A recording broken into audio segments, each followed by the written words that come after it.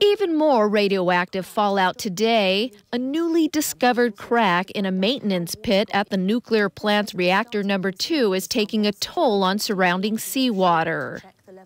The water is contaminated with a radioactivity measured over 1,000 millisieverts per hour.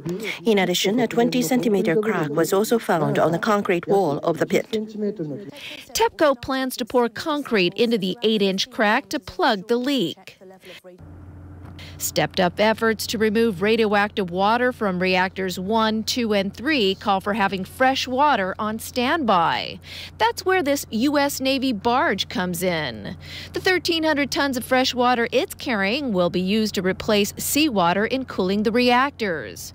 TEPCO will then use water tanks to store the contaminated water. Because the tanks have limited capacity, a hollow floating platform made of steel will be used to store the water. The mega float is 130 meters long and 46 meters wide. The government is now negotiating with the U.S. military to use another 2 U.S. barges to temporarily store water.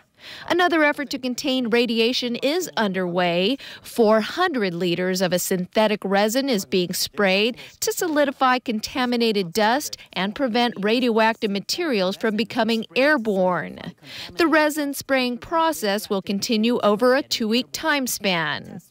TEPCO's failure in its initial response to the crisis has triggered a chain reaction of more troubles, given its grossly miscalculated radiation readings.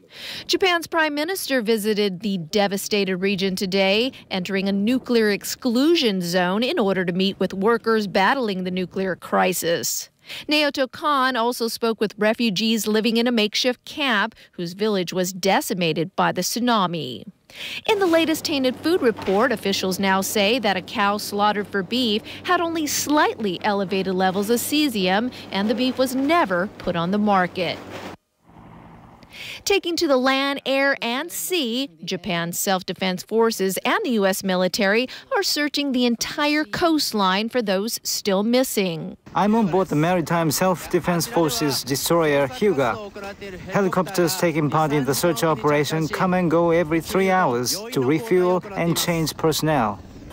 Just as the masses begin rebuilding their lives, another story of survival captures the heart. The Japanese Coast Guard rescued this dog, who was swept out to sea during the tsunami. The obviously grateful dog survived an entire 3 weeks stranded at sea on top of the roof of a house. Sonya, Artero, TVB News.